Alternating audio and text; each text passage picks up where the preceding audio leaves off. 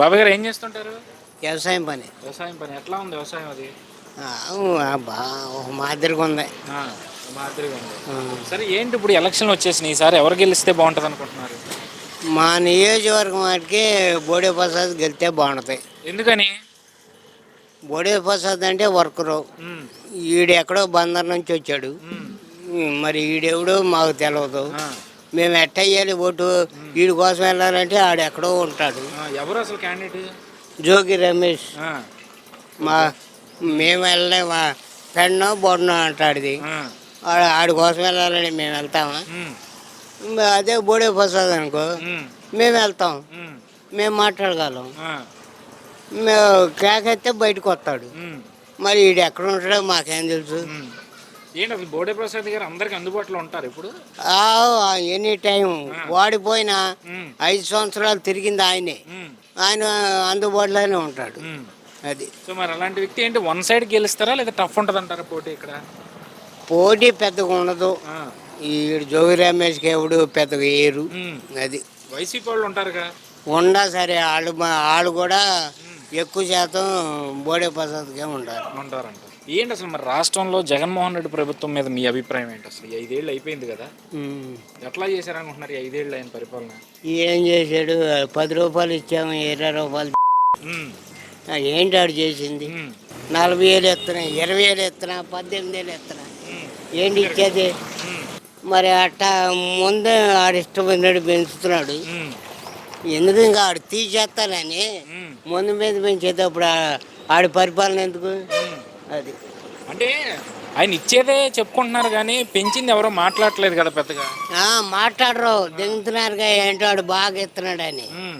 అందుకని మాట్లాడరు. ఆ! అది ఆ యువతలో ఆడు ఏం దిగుతున్నాడు అనేది తెలవదు వాళ్ళకి. హ్మ్.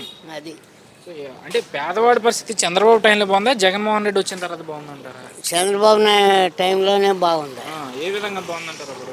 ఏ విధంగా అంటే హ్మ్. చంద్రబాబు పరిపాలన చేసేవాడు, రోడ్లని అయ్యని ఇవని అన్నీ చేసేవాడు. హ్మ్. జనానికి కొద్దిగానే ఉపయోగపడేవాడు. హ్మ్. అయినా దానివల్ల దండగేం లేదు. హ్మ్. అట్టటి ముఖ్యమంత్రిడు. హ్మ్. అందుకని ఓకే. మరి అసలు అభివృద్ధి గురించి మాట్లాడాలంటే ఏమన్నా ఉందంటారా? అభివృద్ధి అయితే చంద్రబాబు నాయుడే, ఈడు వల్ల కాదు. ఆ! ఈడు ఏదో ఇయ్య 2 ఇచ్చి హ్మ్. జనాన్ని ఊరిని ఇబ్బంది పెడతారు. హ్మ్. అది సో మరి రేపు ఓటేసేటప్పుడు ప్రజలు అభివృద్ధిని ఆలోచించి ఓటేస్తారా? పథకాలను ఆలోచించి ఓటేస్తారంటారా? అభివృద్ధి ఆలోచించే ఓటేస్తారు. ఓటేస్తారు. ఉమ్. ఓకే. సో మరి ఇప్పుడు ఈ 3 పార్టీలు గెలిచినాయి. ఎలా ఉంటది పరిస్థితి? తెలుగుదేశం, జనసేన, బీజేపీ. ఇప్పుడు ఎవడే బోడే ప్రసాద్కి ఇచ్చాడు సీట్ ఇక్కడ. హ్మ్. బోడే ప్రసాదే గెలుతాడు. బోడే ప్రసాద్కే వేస్తాం. ఓకే. అది ఆటోల పరిస్థితి ఏముంది? మామూలుగానే ఉంది. ఆ! యథా మామూలే. ఏమీ లేదు, అయిపోయింది. ఆటోలు పెరిగిపోయి కాలు లేక నానా ఇబ్బందులు పడుతున్నాం. ఆ! అది సో మరి ప్రభుత్వం ఇస్తున్న వాహన మిత్ర ఎంతవరకు ఉపయోగకరంగా ఉంటుంది? ఇస్తున్నారు సార్, కరెక్టే, బాగానే ఉంది. ఏంటి దానివల్ల కేసులు కూడా అట్టగా రాస్తున్నారు, వాళ్ళు ఇచ్చే 10,000కి తగ్గట్టుగానే. హ్మ్. ఏంటి ఇది సంగతి. అంటే ఇప్పుడు మనం తప్పు చేసినప్పుడు ఖచ్చితంగా కేసులు రాస్తారు కదా. రాంగ్ రూట్లో వెళ్ళడమో లేదంటే రూల్స్ని పాటించకపోవడం వల్ల ఏ ప్రభుత్వంలో అయినా రూల్స్ పాటిస్తున్నారు సార్. రూల్స్ పాటించినా సరే ఏదో రకంగా ఫోటోలు కొట్టేస్తున్నారు. ఏంటి ఫోటోల ద్వారా వచ్చేసినాయి కదా. అది ఎందుకు కొట్టారని అడిగితే ఏం చెప్తున్నారు? దాని కారణాలు అడిగే వాళ్ళం కూడా మాకు ధైర్యం లేదు, అడగలేము కూడా.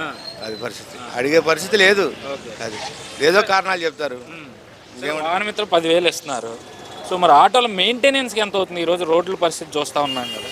మెయింటెనెన్స్కి వచ్చేటికి మేము తోలే కాలం కూడా సరిపోదు సార్. అప్పులు చేసుకొని మెయింటెనెన్స్ చేసుకోవాల్సిందే కానీ తోలి దాని మీద బతికి మెయింటెనెన్స్ చేయాలంటే చేయలేకపోతున్నాం. ఇవాళ లేదు, ఆ పరిస్థితి లేదు. ఆటోల మీద సంపాదించుకొని దాన్ని మెయింటెనెన్స్ చేసుకొని ఇల్లు గడవాలంటే కష్టంగానే ఉంది ఆటో వాళ్ళ పరిస్థితి మటుకు. అది సో మెయిన్ రోడ్డు మీద ఏమైనా ఊర్లలో కూడా తిరుగుతున్నారు? ఊళ్ళోనే తిరుగుతాం సార్. మెయిన్ రోడ్డు మీద పెద్ద మనకి ఇబ్బంది లేదు సార్. ఊళ్ళలోనే మెయింటెనెన్స్ రోడ్లు సరిలేవు. అది దానివల్ల సో మరి ఎలక్షన్స్ వస్తున్నాయి కదా, ఈసారి ఎవరు గెలిచే అవకాశం ఉందనేది మీ అభిప్రాయం? చెప్పలేము సార్. ఇది అటు ఇటుగా ఉంది, ఇది సస్పెండ్గా ఉంది. ఎవరు వచ్చేదాకా కూడా చెప్పలేము.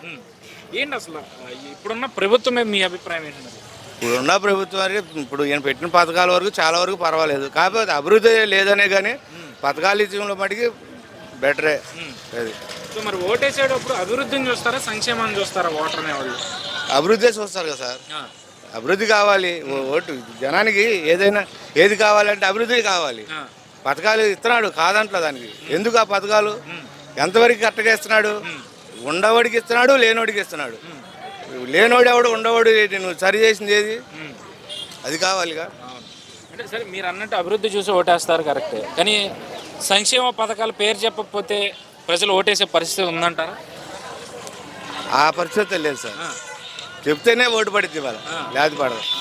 సో రెండు కంపల్సరీ ఉండాలంట. ఉండాలి సార్. సో మరి మీ నియోజకవర్గంలో పరిస్థితి ఏంటి? పెనంలూరు నియోజకవర్గం పరిస్థితి ఏంటి?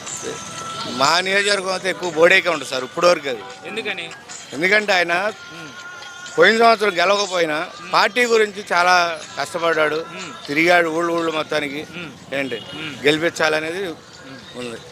అంటే ఎందుకంటే ఆయన వల్ల మాకు ఆయన ఉన్న టైంలో పని చేశాడు, జనానికి ఉపయోగపడ్డాడు ఆయన ప్రభుత్వం ఉన్నప్పుడు. అది సో మరి అలాంటి వ్యక్తికి ఈ రోజు వరకు కూడా సీట్ కన్ఫర్మ్ చేయకుండా ఇప్పుడు లాస్ట్ ఫైనల్లో కన్ఫర్మ్ చేసిన పరిస్థితి. మరి ఆ ప్రభావం ఖచ్చితంగా సెంటిమెంట్ అనేది ప్రజల్లోకి వెళ్ళిందంట. సెంటిమెంట్ ఉంది సార్, ఆల్రౌండ్ వచ్చేసింది. ఇవాళ సీట్ వచ్చింది అనేప్పటికీ అసలు చాలా వరకు మార్పు మీకు తెలిసే ఉండొచ్చు.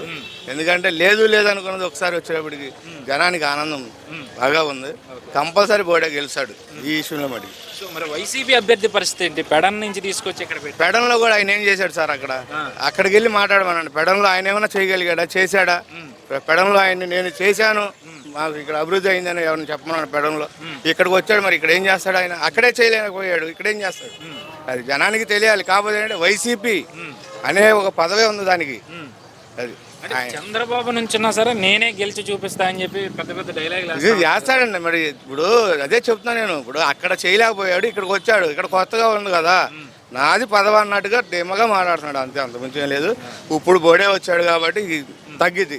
వన్ సైడ్ అంటారు. ఇది